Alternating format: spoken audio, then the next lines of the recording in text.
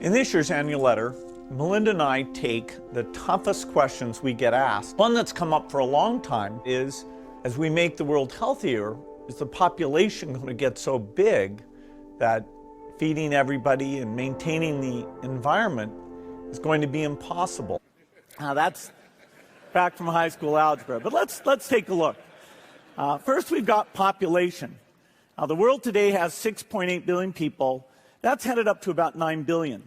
Now, if we do a really great job on new vaccines, healthcare, reproductive health services, we could lower that by perhaps 10 or 15%. Today, the greatest risk of global catastrophe doesn't look like this.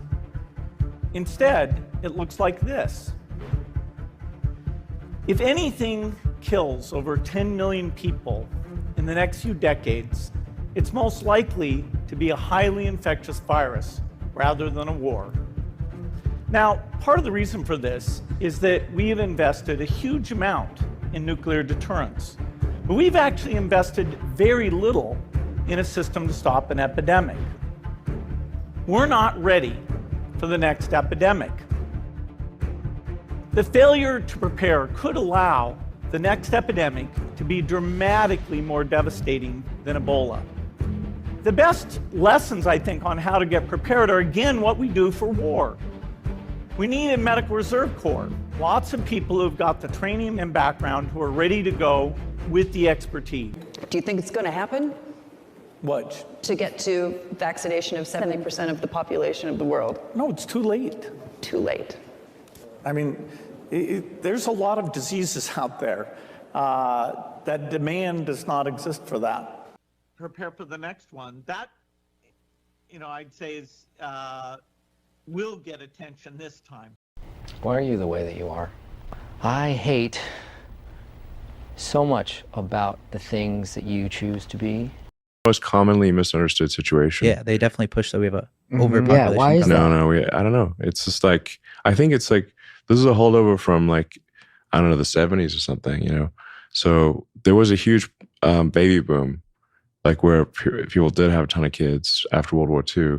But then the U.S. has actually the birth rate in the U.S. has been below replacement rate since like 71 or 72. In the U.S., like 50 years. How about 50 years, other the U.S. has countries, been below replacement rate. I know U.S., but how about other countries? Well, like China's got a huge population collapse problem. Really? Yeah. China, you actually get penalized if you have more than one kid. No, are you being serious? No, they cut that off. No, see, this is like, so part of it is just like, we're operating on things that were true in the past, but are no longer true. So, is it the BBC? You're literally asking me? Yes. Well, no, you are the arbiter on Twitter because you own Twitter. Yes, I'm saying who is to say that one person's misinformation is another person's information? The point at which you said that there is this is misinformation. Like, who is going to decide that? You accept that misinformation can be dangerous, that it can cause real-world harms, that it can potentially cause... Yeah, so the point I'm trying to make is that the BBC itself has, at times, published things that are false. Do you agree that that has occurred? I'm quite sure the BBC have said things before that turn out to not be true. Correct. In its, whatever it is, 100-year history, I'm quite sure. Yes. Even if you aspire to be accurate, there are times when you will not be. We've spoken to people very recently who were involved in moderation, and they just say there's not enough people to police this stuff. Well, COVID is no longer an issue. Does the BBC hold itself at all responsible for misinformation regarding masking and side effects of vaccinations, and not reporting on that at all? And what about the fact that the BBC was put under pressure by the British government to change its editorial policy?